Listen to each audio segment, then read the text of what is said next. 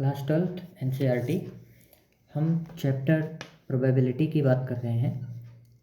Probability chapter में जो मुख्य रूप से सबको डाउट होता है, अधिकतर बच्चों को, वो है एक तो हमारा पहला conditional probability, conditional probability. Second है जो इम्पोर्टेंट है हमारे लिए, multiplicative theorem, multiplicative theorem of probability. अच्छा, कंडीशनल प्रोबेबिलिटी होता क्या है? तो इसमें probability of A when B already occur, मतलब यहाँ पे हमको प्रोबेबिलिटी फाइंड करनी होती है ए की जब बी ऑलरेडी हो चुका है, वो घटना, वो इवेंट हो चुकी है। तो इसका फॉर्मूला होगा probability of A intersection B, A और बी का इंटरसेक्शन, एंड प्रोबेबिलिटी जो यहाँ पे नीचे रहता है वही प्रोबेबिलिटी ऑफ बी, यानी कि जो हो चुका होता है उसमें से। ये हो गई हमारा formula for the conditional probability. Multiplicative theorem में क्या है? कंडीशनल प्रोबेबिलिटी का ही एक्सटेंशन रूप है मल्टीप्लिकेटिव थ्योरम। इसमें क्या करना होता है, इसको क्रॉस मल्टीप्लाई करवा दीजिए इधर साइड, तो क्या बन जाएगा? Probability of A when B already occurred multiply probability of B is equal to probability of A intersection B. इस फॉर्मूले को क्या बोलते हैं? Multiplicative theorem. अच्छा, आज जो हम बात करने वाले हैं मुख्य रूप से वो है आज का हमारा topic Bayes theorem. Bayes theorem, Bayes theorem of probability और total probability, total probability of theorem, TBT। तो आज जो हम फोकस करेंगे दो में, एक बेस थ्योरम और दूसरा है टोटल प्रोबेबिलिटी थ्योरम। इसके इम्पोर्टेंट क्वेश्चन हैं और बोर्ड में भी अच्छे खासे क्वेश्चन बनते हैं। तो सबसे पहले तो हम बात करेंगे कि बेस थ्योरम का क्वेश्चन है, हम पहचानेंगे कैसे और किस तरीके से इसको इम्प्लीमेंट करेंगे। तो पहले तो हम नॉर्मल तरीके से बात करेंगे जो हम कर सकते हैं, और इसके बाद फिर हम शॉर्ट ट्रिक में भी बात करेंगे कि इसको शॉर्ट में कैसे कर सकते हैं। तो चलिए स्टार्ट करते हैं। जैसे बेस थ्योरम, बेस थ्योरम में क्या होता है कि प्रोबेबिलिटी आपको निकालनी होती है बीच में। सबसे पहली बात तो आपको पता करना होगा कि ये बेस थ्योरम का क्वेश्चन है या नहीं। तो आपको पढ़ करके स्टेटमेंट या क्वेश्चन पढ़ करके आपको समझ में आ जाना चाहिए कि ये बेस थ्योरम का है। कैसे पता चलेगा? कि अगर उसने सारी प्रोबेबिलिटी दे करके और पूछा कि बीच में क्या हुआ था, तो आप समझ जाएंगे कि बेस थ्योरम का क्वेश्चन है। और एंड में अगर पूछ रहा है, एंड की बात कर रहा है, तो इसका मतलब क्या है कि वो टोटल प्रोबेबिलिटी का क्वेश्चन है। अब जैसे एक क्वेश्चन लेते हैं और उसमें सारी चीज़ें हम बताते हैं, बात करते हैं। तो क्वेश्चन है, जैसे दो थैले हैं,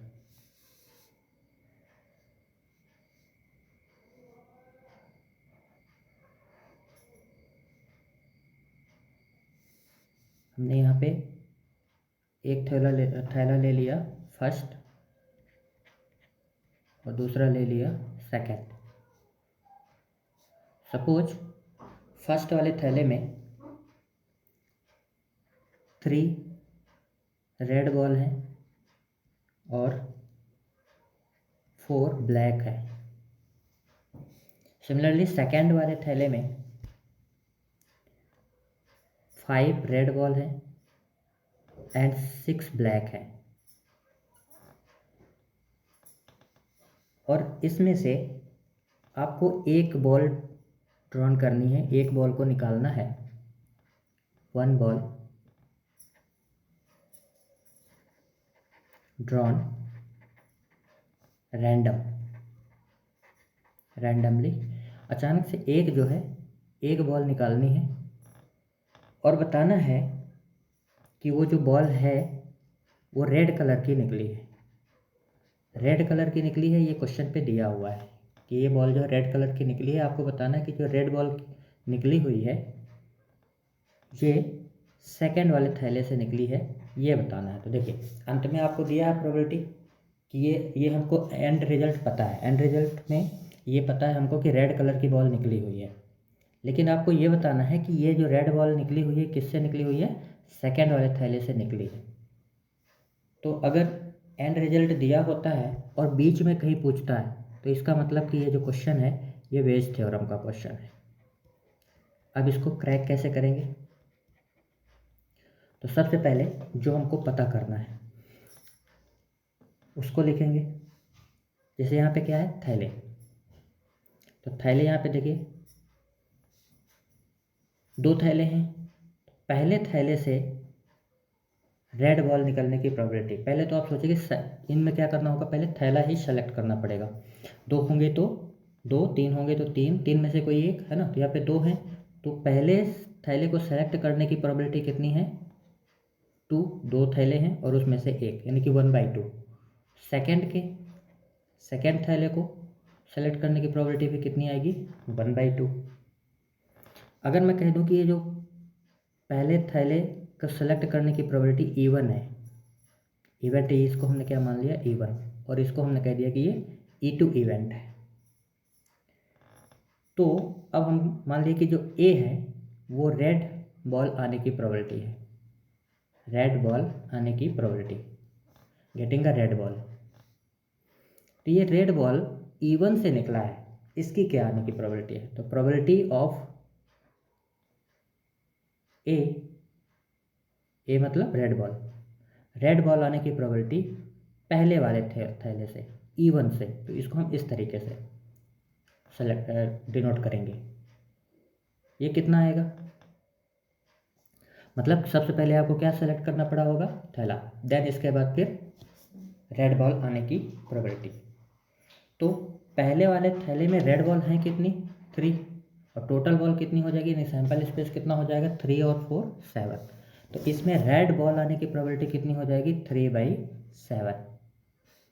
सिमिलरली प्रोबेबिलिटी ऑफ इसे सेकंड वाले थैले से रेड आने की प्रोबेबिलिटी, ये कितना हो जाएगा, A/E2। ये कितना हो जाएगा, सेकंड वाले में कितने हैं रेड बॉल, 5, और टोटल आउट ऑफ 5 और 6 11। तो ये इतनी इसकी प्रोबेबिलिटी हो गई। अब आपको पता करना है, एंड रिजल्ट तो आपको पता है कि रेड बॉल निकली है। अब ये रेड बॉल सेकंड वाले से निकली है, सेकंड थैले से निकली है, ये आपको बताना है। तो कैसे लिखेंगे इसको, नोट करेंगे, प्रोबेबिलिटी ऑफ E2/A, मतलब ये आपको पता है कि A से निकला हुआ है, यानी कि रेड बॉल आया हुआ है ये पता है, और ये बताना है कि E2 से आया हुआ है, इसको हमको फाइंड करना है। जो ऊपर रहता है उसको फाइंड करना होता है, और नीचे वाला क्या रहता है, ऑलरेडी अकर्ड, है ना, मतलब ये घटना हो चुकी होती है। तो इसका फॉर्मूला क्या होगा, सबसे पहले थैला सेलेक्ट करना पड़ेगा। कौन सा वाला थैला सेलेक्ट करेंगे, जिससे हमको निकालना है, किससे पूछा हुआ है, ये सेकेंड वाले से पूछा है। तो सेकेंड वाले थैले की प्रोबेबिलिटी कितनी है, ये पहले एक बार फॉर्मूला लिख लेते हैं। तो फॉर्मूला क्या हो जाएगा, फॉर्मूला क्या होगा इस पर, सेकेंड थैले को सेलेक्ट करना।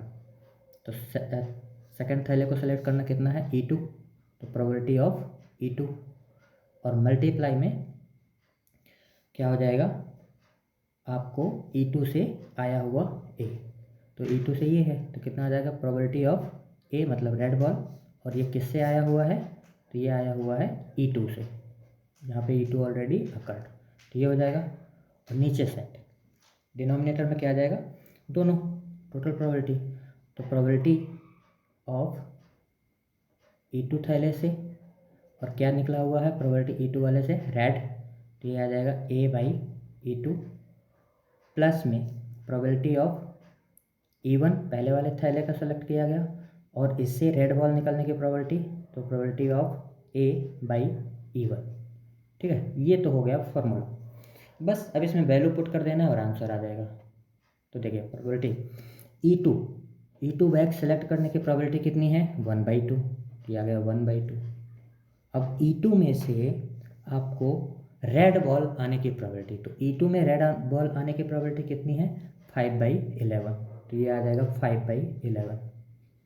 डिवाइड में ये तो रहेगा ही रहेगा, तो आप इसको बिना सोचे समझे लिख लें 1/2 5/11 अब प्लस इवन बैग सेलेक्ट होने की प्रोबेबिलिटी 1/2 और इवन बैग में से रेड बॉल आने की प्रोबेबिलिटी 3/7।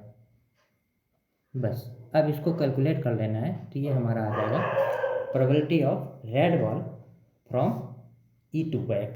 E2 बैग मतलब दूसरे वाले बैग से आने की प्रोबेबिलिटी। जब आप इसको सॉल्व करेंगे तो देखिए यहाँ पे 1/2 दोनों से कॉमन ले लेंगे, कैंसिल आउट हो जाएगा।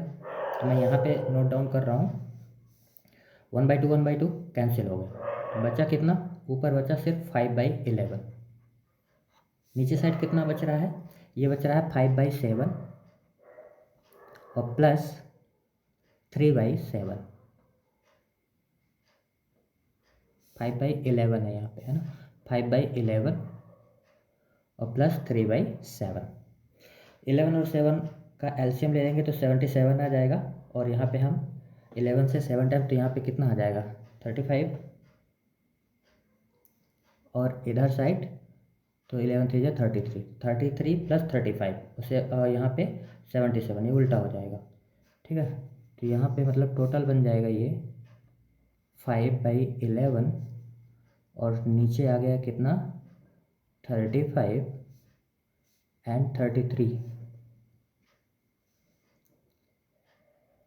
33 और नीचे में कितना आ जाएगा 77,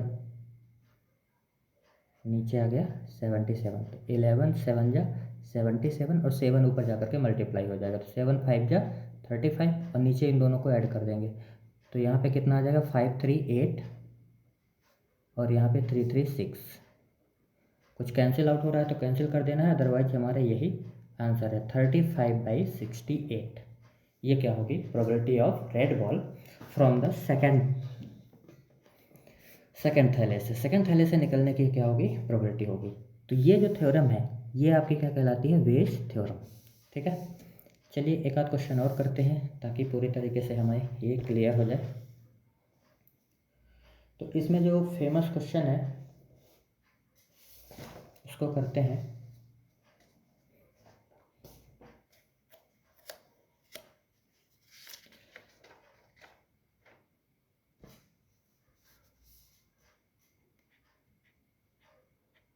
क्वेश्चन है आपका कि इस बार भी दो थैले हैं ए एंड बी, ए और बी दो प्रकार के थैले हैं। ए में 3 वाइट बॉल हैं एंड 4 रेड बॉल हैं। सेकेंड वाले में 4 वाइट हैं एंड 3 रेड बॉल हैं।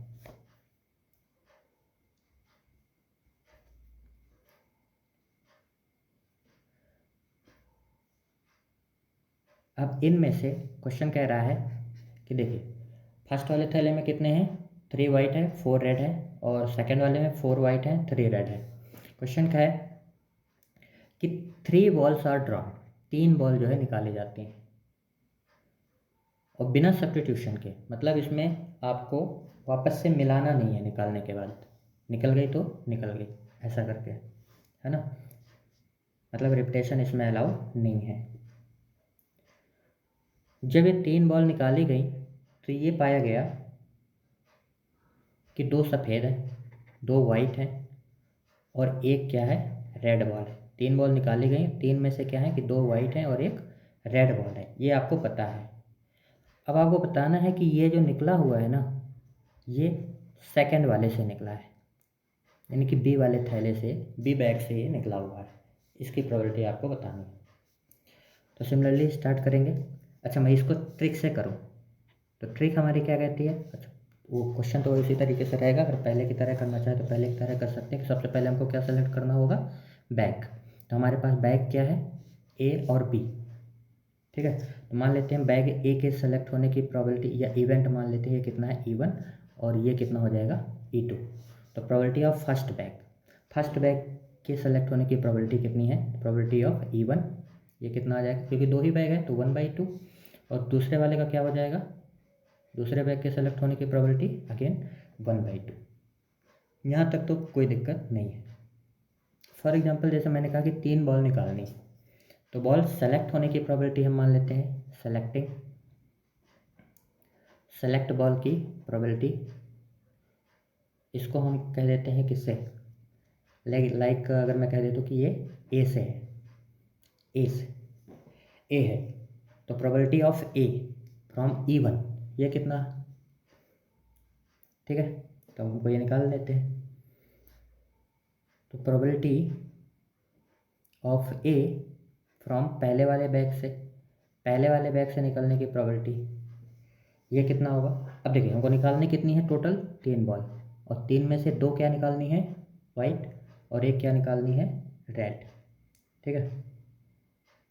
तो सबसे पहले देखें कितना, 3 4 7, इनके टोटल कितने हैं, 7, यानी सबसे पहले हमको क्या करना पड़ेगा, 7 बॉल में से कितने निकालना है, 3, तो 7C3 ये हमारा बन गया सैंपल स्पेस।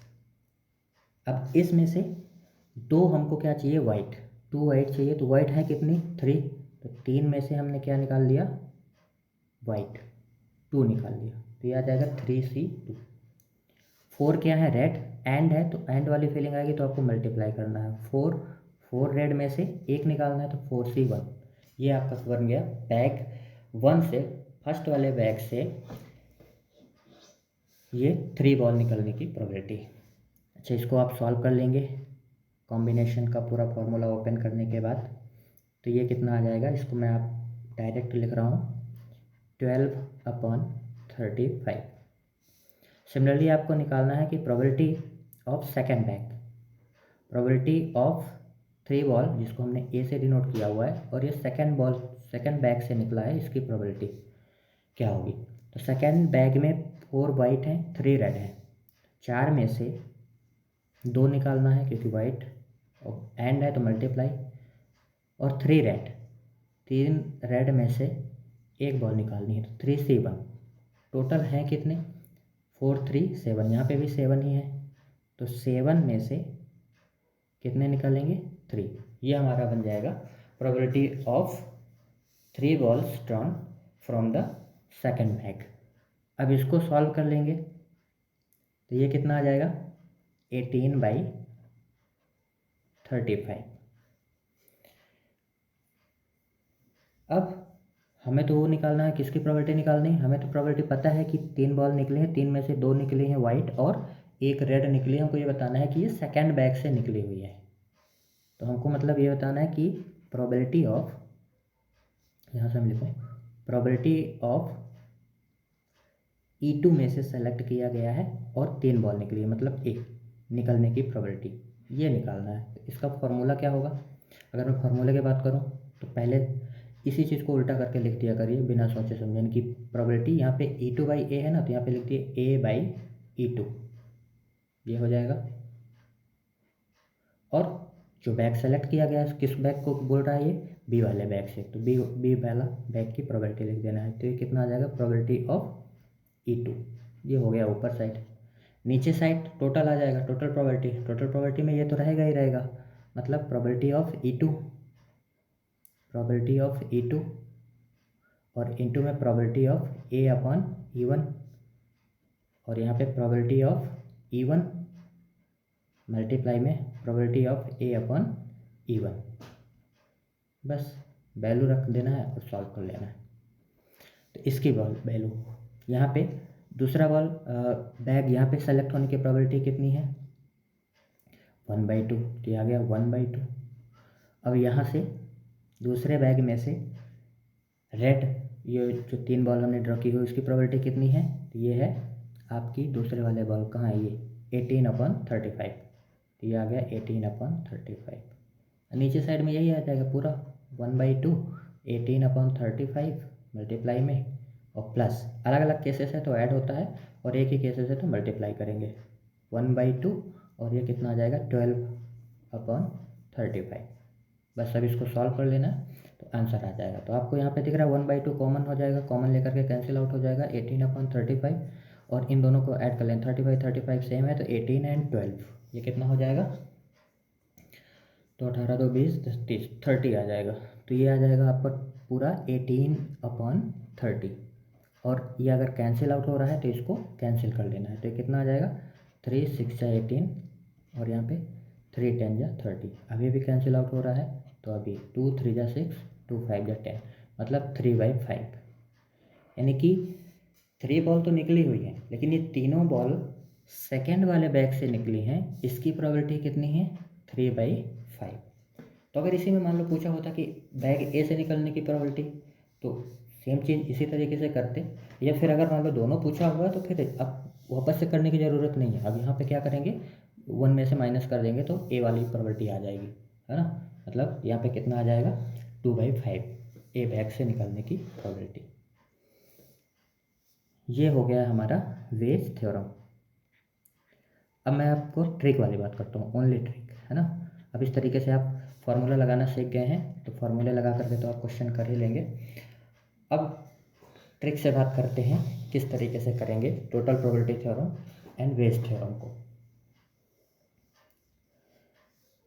तो एक फिर से एनसीईआरटी का ही क्वेश्चन उठाते हैं जो कि बहुत ज़्यादा फेमस है और एक मल्टीपल टाइम्स जो है आ चुका है बोर्ड में भी। क्वेश्चन है कि एक कंपनी है, बीमा कंपनी, मान लेते हैं कि LIC है, LIC बीमा कंपनी है और इसने बीमा किया कुछ लोगों का, 3 टाइप के लोगों का इसने बीमा किया। मान लेते हैं कि इसने जो बीमा किया है स्कूटर चलाने वालों का, कार चलाने वालों का और ट्रक चलाने वालों का, है ना, मतलब ड्राइवर का। स्कूटर ड्राइवर, कार ड्राइवर और ट्रक ड्राइवर, 3 प्रकार के ड्राइवरों का इन्होंने क्या किया, LIC बेची, यानी कि बीमा किया। जो ये हैं स्कूटर वाले हैं, तो स्कूटर वाले टोटल जो है ड्राइवर हैं 2000। जो कार चलाने वाले ड्राइवर हैं ये हैं 4000 और जो ट्रक चलाने वाले ड्राइवर हैं ये हैं 6000। ठीक है, ये क्या हो गई, नंबर्स हो गए, संख्या हो गई इनकी। अब कह रहा है कि जो स्कूटर से जा रहा था और अचानक मान लेते हैं कि एक्सीडेंट हुआ, तो कह रहा है कि स्कूटर से एक्सीडेंट होने की जो चांसेस है, इनकी प्रोबेबिलिटी है, प्रोबेबिलिटी ऑफ स्कूटर से दुर्घटना या एक्सीडेंट होने की प्रोबेबिलिटी है 0.01। प्रोबेबिलिटी ऑफ कार से एक्सीडेंट होने की प्रोबेबिलिटी है 0.03। प्रोबेबिलिटी ऑफ ट्रक से एक्सीडेंट होने की प्रोबेबिलिटी है 0.15। तो ये तो पता है कि स्कूटर, कार और ट्रक 3 प्रकार के ड्राइवर हैं, तीनों ने अपना बीमा लिया हुआ है LIC ने, और एक्सीडेंट तो हुआ है, पक्का है। एक्सीडेंट होने की प्रोबेबिलिटी मान लेते हैं कितनी है, A। ठीक है, प्रोबेबिलिटी ऑफ A, एक्सीडेंट तो हुआ। अब वो एक्सीडेंट बताना है कि एक्सीडेंट हुआ जिस ड्राइवर का, और वो ड्राइवर स्कूटर वाला निकले, इसकी प्रोबेबिलिटी क्या है। यानी इसने ऑलरेडी बता दिया कि ये एक्सीडेंट हो चुका है, मतलब इवेंट ऑलरेडी अकर्ड। अब ये बताना है कि वो जो एक्सीडेंट से घायल हुआ है वो स्कूटर वाला ही ड्राइवर है। मतलब एंड रिजल्ट आपको पता है, बीच का पूछा हुआ है, सिंपली इसमें मतलब बेस थ्योरम का क्वेश्चन है। तो देखिए ट्रिक क्या कहती है, अब हम फार्मूला नहीं बताएंगे, है ना, फार्मूला हम पहले डिस्कस कर चुके हैं, अब यहाँ पे हम ट्रिक की बात करेंगे। तो ट्रिक में आप सिंपल सा एक ट्री डायग्राम बनाएंगे, एक पॉइंट हो गया। अब इस पॉइंट से देखो कितने प्रकार के हमारे पास है, तो ये 3 प्रकार के ड्राइवर हैं, है ना। स्कूटर हो गया, कार हो गया और यहाँ पे ट्रक हो गया। तो सबसे पहले इन्हीं को सेलेक्ट करने की प्रोबेबिलिटी लिख लीजिए, 3 है तो 1/3 मतलब स्कूटर से सेलेक्ट करने की प्रोबेबिलिटी 1/3, कार सेलेक्ट करने की प्रोबेबिलिटी 1/3 एंड ट्रक से एक्सीडेंट होने की प्रोबेबिलिटी 1/3। मतलब ये हो गया सेलेक्टिंग। देन इसके बाद यहाँ पे लिख लीजिए स्कूटर, कार एंड ट्रक। अब इसके बाद जो प्रोबेबिलिटी गिवन है कि ये एक्सीडेंट हुआ, यहाँ पे एक्सीडेंट हुआ, और ये बताना है कि स्कूटर से होने की, जो एक्सीडेंट होने की प्रोबेबिलिटी कितनी है 0.01। यहाँ से कार पे कितनी है 0.03 और यहाँ पे ट्रक से 0.15। ठीक है, ये हो गया।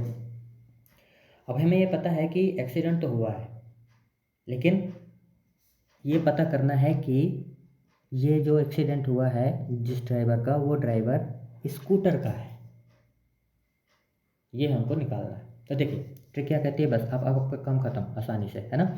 तो जिससे पूछा हुआ है वो आपका क्या बन जाएगा, आपका ये बन जाएगा आपका फेवरेबल इवेंट।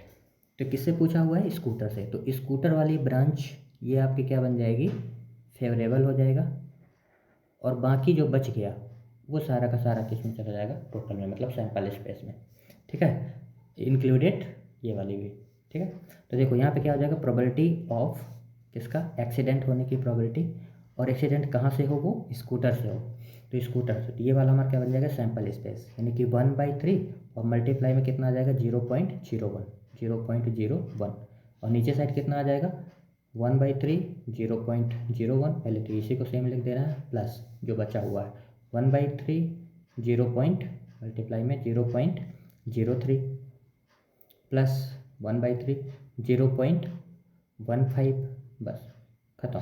अब इसको कैलकुलेट कर लेना है, हमारा क्या हो जाएगा, आंसर हो जाएगा, ठीक है। तो इस तरीके से ये वेज थ्योरम इम्प्लीमेंट हो जाएगी। क्लियर है। इसमें एक क्वेश्चन बहुत ज़्यादा जो फेमस है, मैन्युफैक्चरिंग वाला, कई बार एग्जाम में आ चुका है ये, है ना, बोर्ड के लिए बहुत ज़्यादा इंपॉर्टेंट क्वेश्चन है। एक तो ये एक्सीडेंट वाला क्वेश्चन हो गया, इस टाइप का क्वेश्चन आप देख लीजिएगा अच्छे से। दूसरा, मैन्युफैक्चरिंग कंपनी में कि ABC 3 प्रकार की कंपनियां हैं, यहाँ से इतना प्रोडक्ट हो रहा है और सही प्रोडक्ट होने की प्रोबेबिलिटी, या फिर रॉन्ग त्रुटि वाला प्रोबेबिलिटी, है ना, इस तरीके से अच्छे क्वालिटी का प्रोडक्ट निकलने की प्रोबेबिलिटी, इस टाइप से वो दिया रहेगा सारी चीज़ों को। और फिर लास्ट में पूछेगा कि बताइए कि ये जो निकला हुआ है ख़राब माल, ये फैक्ट्री 1 से निकला हुआ है, इसकी प्रोबेबिलिटी क्या है ना। तो ये सारे क्या है, बेस थ्योरम के एप्लीकेशन है, बेस थ्योरम से ही ये बन जाएंगे, ठीक है। तो आई होप अगर आपको यहाँ पे समझ में आ गया है तो ये सारे क्वेश्चन बन जाएंगे। अब नेक्स्ट हम जो बात करेंगे, total probability theorem. Total probability theorem, अच्छा, टोटल प्रोबेबिलिटी थ्योरम कुछ अलग नहीं है, बेस थ्योरम का ही है। बस इसमें क्या है कि सारे ब्रांचेस को, जैसे अभी हम यहाँ पे बात कर रहे थे ना कि 3 प्रकार के हैं, यहाँ पे स्कूटर हो गया, यहाँ पे कार हो गया, और यहाँ पे ट्रक ड्राइवर हो गया, है ना। तो इसमें सिर्फ मल्टीप्लाई करना होता है। जैसे यहाँ पे इसकी प्रोबेबिलिटी 1/3, 1/3, 1/3 ये आ गई, और इसकी प्रोबेबिलिटी जो गिवन थी, है ना, एक्सीडेंट होने की बात, ये वाली प्रोबेबिलिटी, और इसमें एंड में पूछेगा कि अंत में क्या है, यानी कि टोटल प्रोबेबिलिटी क्या है ना, मतलब एक्सीडेंट हुआ इसकी प्रोबेबिलिटी क्या है। ये नहीं पूछेगा कि ये एक्सीडेंट स्कूटर से हुआ या कार से हुआ या ट्रक से हुआ। अगर एंड रिजल्ट दे करके स्टार्टिंग में या बीच में कहीं पूछता है तो इसका मतलब बेस थ्योरम का क्वेश्चन है, और अगर एंड में ही पूछता है कि एक्सीडेंट होने की प्रोबेबिलिटी बताओ, बस हो गया खत्म, तो ये क्या हो जाएगा, आपका टोटल प्रोबेबिलिटी का थ्योरम का क्वेश्चन हो जाएगा।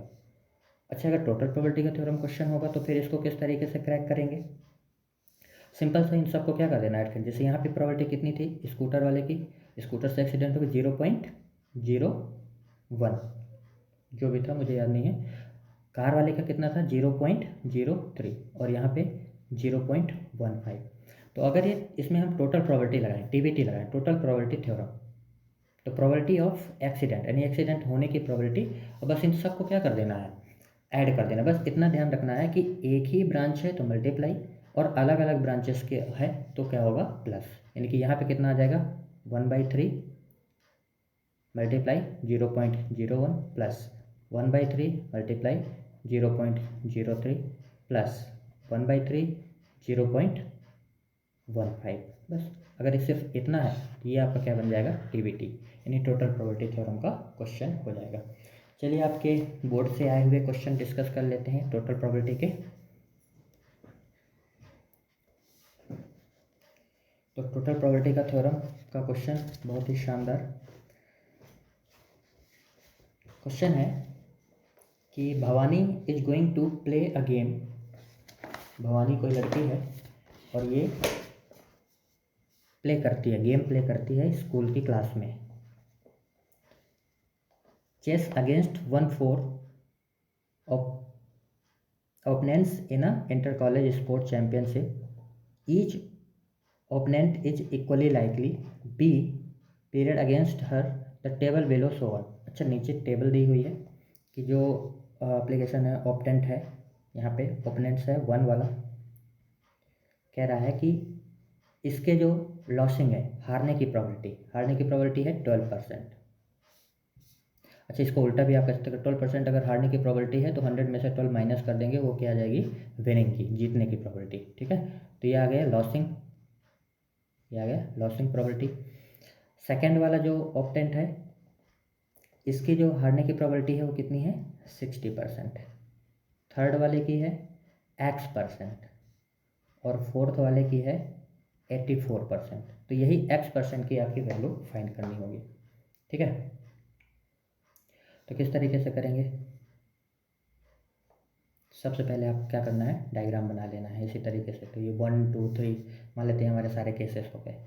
ठीक है, अब इसमें से ये 12%, 60%, X%, 80%, चाहे तो आप परसेंट हटा करके नीचे 100 कर लेंगे, है ना, तो ये टोटल फ्रैक्शन में प्रोबेबिलिटी आ जाएगी। मतलब ये हो जाएगा कितना, 12/100, ये हो जाएगा 60/100, और ये हो जाएगा X/100, और ये हो जाएगा 84% में फ्रैक्शन में चेंज करेंगे तो 100। ठीक है, इस तरीके से। अब इसने बोला कि if the probability that Bhavani lost the game that is day is 1/2, तो जो भवानी है इसके लॉस होने की प्रोबेबिलिटी कितनी है, 1/2। Then find the probability for the Bhavani to be losing when paired against opponent 3। So आपको स्टेप पे दिखाने हैं, ये बताना है कि ये 3 वाले से हुआ। ठीक है, इसके हारने की प्रोबेबिलिटी, तो टोटल प्रोबेबिलिटी आ जाएगी। टोटल प्रोबेबिलिटी आपको गिवन ही है कि वो तो हारी है, कितनी हारी है, और उसके हारने की प्रोबेबिलिटी कितनी है, 1/2। ठीक है, तो ये प्रोबेबिलिटी आपको गिवन है, तो टोटल कितना आ जाएगा, 1/2 इज इक्वल टू में। अब इसमें सबका प्लस कर देना है, बट ये ध्यान देना है कि अगर इन सबको 1 2 3 4 इनमें से अगर हम पहले वाले से की बात करें तो इससे हारने की प्रोबेबिलिटी ये कितना हो जाएगा, 1/4। ये भी कितना होगा, 1/4, ये भी 1/4, और ये भी कितना आ जाएगा, 1/4। बस टोटल प्रोबेबिलिटी थ्योरम लगा दें, टोटल प्रोबेबिलिटी तो कितना आ जाएगा, ये आ जाएगा 1/4 मल्टीप्लाई में 12%। ठीक है, यानी कि 12/100, प्लस अलग अलग ब्रांचेस है तो क्या हो जाएगा, प्लस हो जाएगा। ठीक है, तो यहाँ कितना आ जाएगा, 1/4, और ये आ जाएगा 60/100। नेक्स्ट प्लस 1/4, और ये कितना आ जाएगा, X/100, प्लस 1/4 मल्टीप्लाई बाय में 84/100।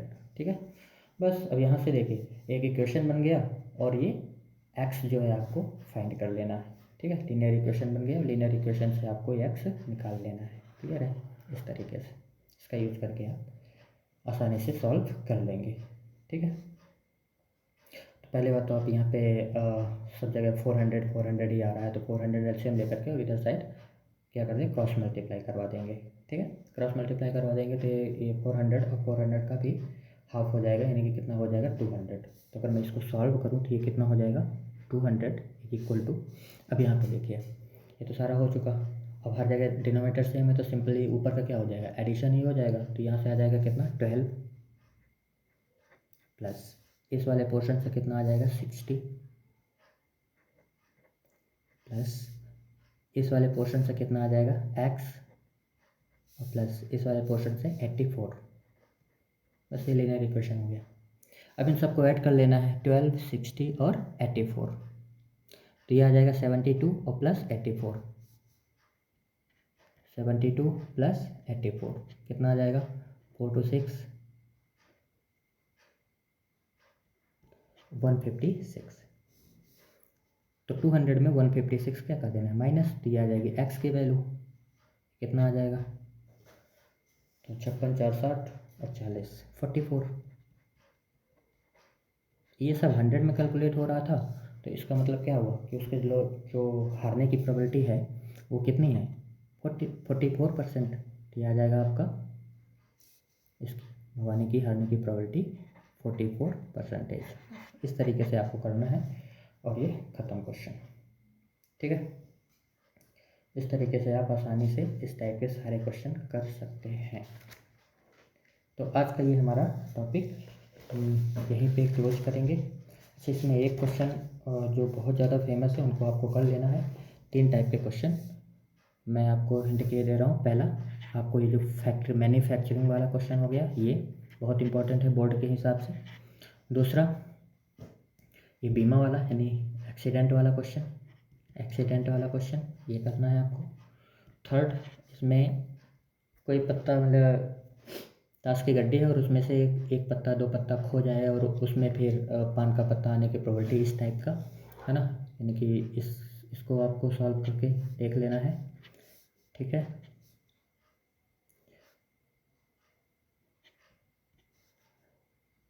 डेक ऑफ कार्ड्स यानी बोल सकते हैं कार्ड्स। और जो चौथा है आपका बॉल वाले क्वेश्चन। ठीक है, तो इसमें यानी कि टीबीटी में टोटल प्रोबेबिलिटी ऑफ थ्योरम इसमें और बेस थ्योरम में लगभग इसी टाइप के क्वेश्चन पूछे जाते हैं। ये हो गया। ठीक है, और कंडीशनल प्रोबेबिलिटी और आपका जो है मल्टीप्लिकेटिव जो थ्योरम है वो लगभग दोनों क्या है, सेम है। ठीक है, इस तरीके से आप अच्छे से करें और देखते हैं। फिर अगर कोई डाउट होता है तो आप मुझे इन्फॉर्म करेंगे, मैं दोबारा से कुछ वीडियो बना दूँगा। ठीक है, थैंक यू।